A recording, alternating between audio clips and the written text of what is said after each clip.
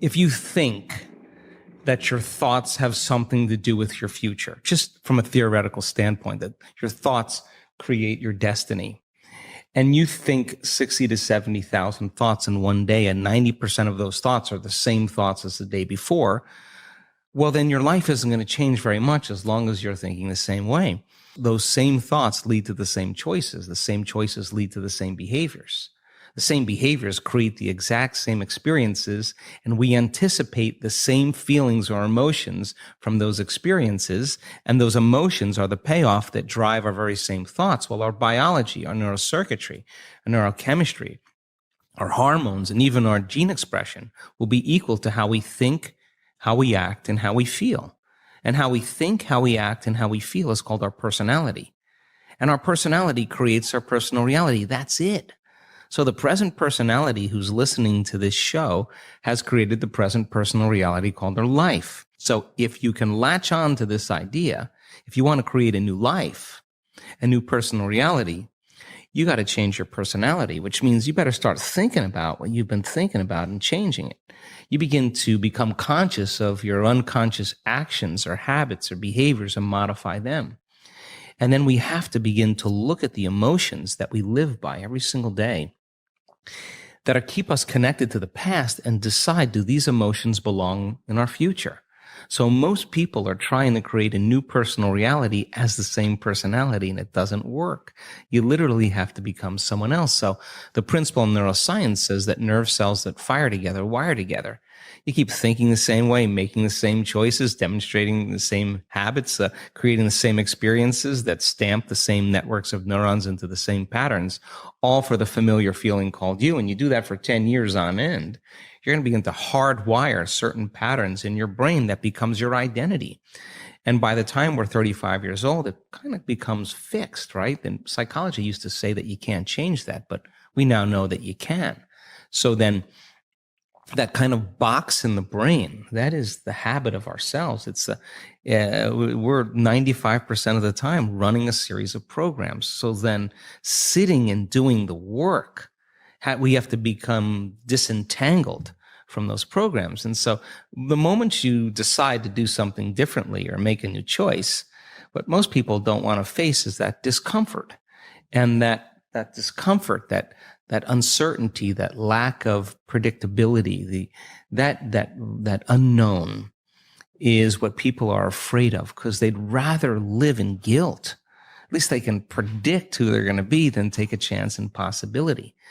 So when a person begins to understand this and you say, well, how long have you been this way? And they say, I've been like this for 35 years. And you say, why 35 years? Because 35 years ago, I had this one event.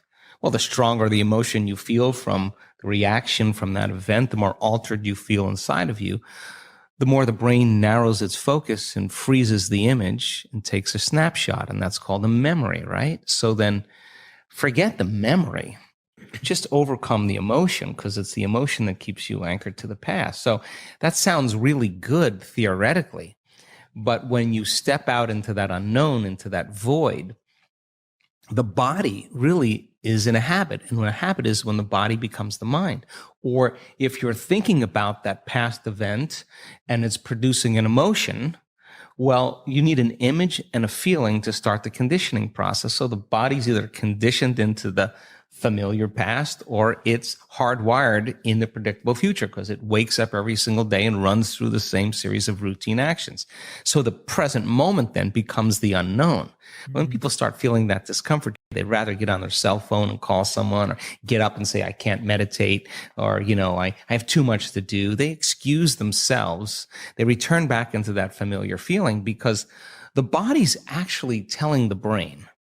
A habit is when the body becomes the mind. So the body's stepping out into the unknown and says, ooh, I'd rather feel guilty. I'd rather feel unhappy than be in this discomfort. So then, at least then when they return back to that familiar feeling, then they feel safe. So they step out in the unknown, and the body starts influencing the mind, saying, you can start tomorrow. You're too busy. It's your mother's fault. It's your culture's fault. And I don't have enough money. This isn't going to work. Those are the programs in there that are standing in the way between you and your future. So then Nerve cells that no longer fire together no longer wire together. So the act of observing those states of mind and body means you're no longer the program. You're the consciousness observing that program. So to meditate, it means to become familiar with. So as you become familiar with those thoughts, you become conscious of how you speak, you become aware of how you act, you notice how you're feeling.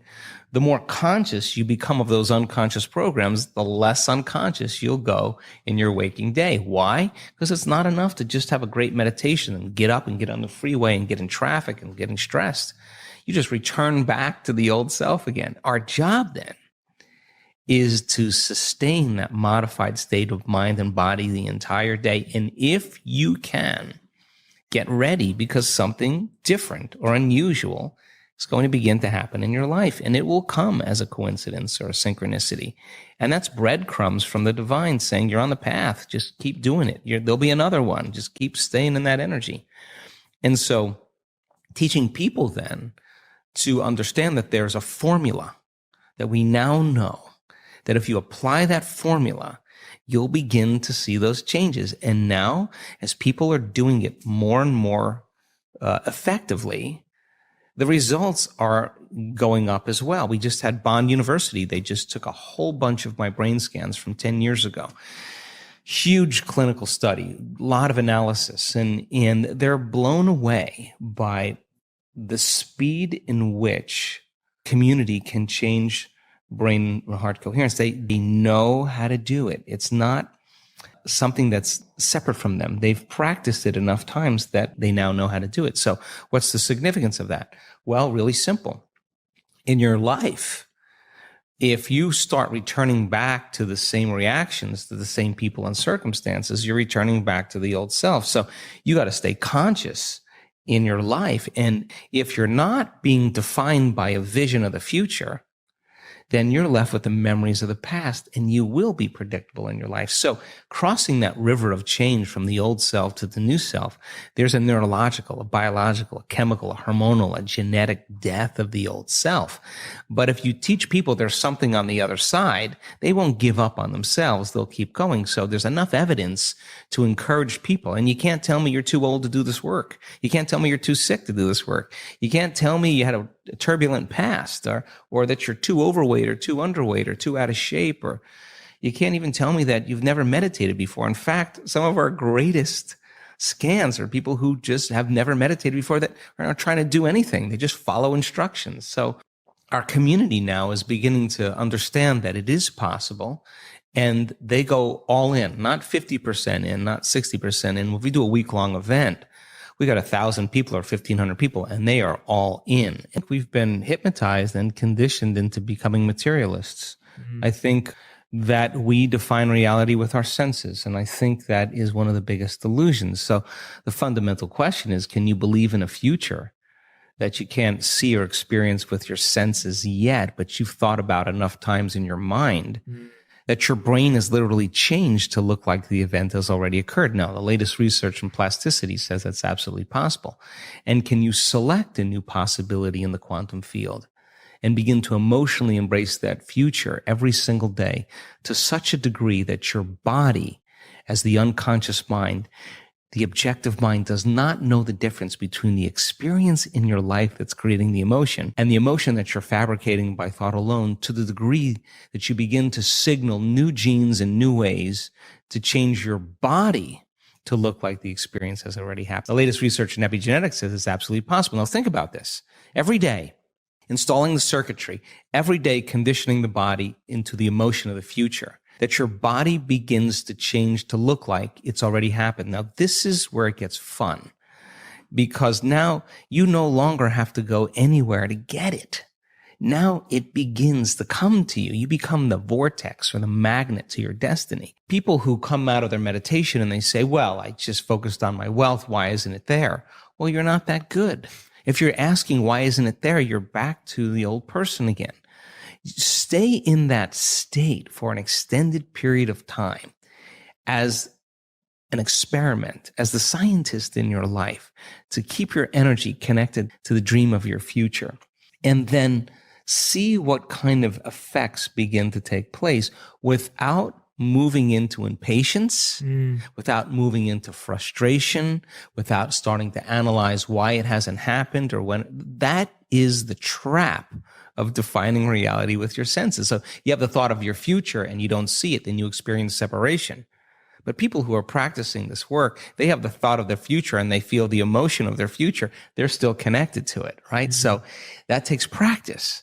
And it's just learning, like hitting a golf ball, hitting a tennis ball, dancing the salsa, crocheting, whatever it is. You gotta start out staying real conscious and learning. Then you get good at it and it gets to be instrumental. It gets to be fun. And that's what I want for everybody, that the act of creation should be a blissful, ecstatic, loose, free process. I love the idea of people taking time out of their lives to prove to themselves that if they're defined by the vision of the future, then they're not living by the memories of the past. And that's where the unknown exists. So many people, the unknown is a scary place. So they don't see that future because they're used to seeing that future with evidence, with their senses. And you have to be able to get beyond that and stay in the unknown, stay in that discomfort. And then in that moment, to begin to self-regulate. Like, oh, I'm starting to feel a little anxiety. Ooh, I'm starting to feel a little frustration. That's the defining moment where your body's going back to the past, because emotions are a record of the past. Or you go into routine again. So you catch yourself. It's a victory. And if you keep catching yourself, those victories add up. And it's not so much about your wealth or your health or your freedom or your new relationship. It's actually about who you become. And so overcoming the old self allows us to become somebody else. And there is that period of transition. Call it the void, where there's just not a lot happening. And you just got to be able to keep going and continuously get to the end of your belief, where most people stop. I just had a fabulous conversation with someone this weekend, broke through to the other side. And now there's so much magic happening around this person, but she's worthy now to receive it. That is the key, because the universe only gives us what we think we're worthy of receiving. So we got to become initiated into this and understand it. Thousands of years of programming that says that we have to change things matter to matter, in three-dimensional reality. And it will take time, but to begin to connect to that resource called the quantum field and create from the field instead of from matter, there's a lot of unlearning that has to go on. You have to really begin to mentally rehearse. Like, so you ask yourself at the end of your day, I do this every day. How'd I do? How'd I do today, bro? How'd you do? Did you do good? Where'd you fall from grace? What was it that caused you to go unconscious for the rest of the day? What was that moment? Now, if you're a student of life, you'll begin to contemplate, well, it was that person that said that thing, then I reacted, or I got this email, or things didn't go my way, and I started feeling angry or frustrated or fearful. The next time that happens, how could I evolve my experience? Now, you may have to search for some answers of the best model to build, or you may actually have a long contemplation and start to go, God, the next time that happens, I think I'm going to do this, or I'm going to do that, or I'm going to plan my behaviors. And the act of closing your eyes and rehearsing what you're going to do begins to install the neurological hardware in your brain to look like you already did it. Now the brain is no longer a record of the past. Now it's a map to the future. And if you keep installing that hardware, the hardware will become a software program, which means you'll just start acting like a happy person. Why? There's no magic there. You installed the circuitry. So that's more important than the news. It's more important than answering any email or any text. It's more important than talking about your past or some dinner. If you can begin to just think about how you're going to do it differently, that's the building process neurologically already. So now you have to get conscious in order to do that. And it takes some time. That means you got to shut your cell phone off. You got to close your door. You got to take a break from everything out there and begin to practice. And so by experience, then you start noticing, oh, here it comes the frustration, or here comes the fear. And now we've given people the tools to be able to self-regulate, to create brain and heart coherence. And so you see people say, excuse me 1 minute, I just need a minute. They take some breaths, they get back in, they connect to the energy of their future. This is incidental compared to where they're going. So they don't fall from grace. They don't allow their energy to drop. In the beginning, it takes a lot because it takes a lot of energy and awareness to stay conscious and not go unconscious. But if you're persistent and you're determined and you're sincere, you begin to figure it out. You begin to say, I am not going to give my power away to that person or that circumstance when I can use it to heal or to create a new future. And so people then won't excuse themselves and say, I had a hard day yesterday, I had a fight with my coworker or my ex, and I don't feel like doing the work. Well, that's the time to get back on the horse, because it's all of those times that we self-correct.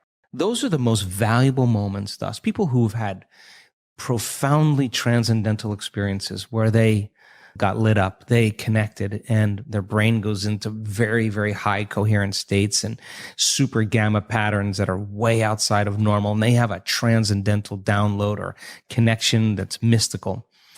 They look back at their entire life.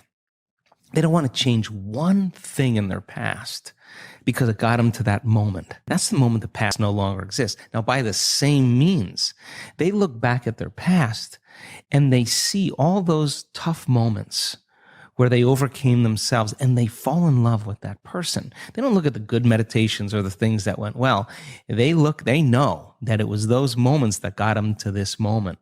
That's when they begin to understand that all of the hard work, all the effort in who we become, no one can take that away from us. So then once we arrive at that level and we experience whatever the dream is or whatever we create, the next thing is do it until you fully enjoy it. And then when it gets boring or predictable, let's go again. Let's do something else. And I think that's evolution.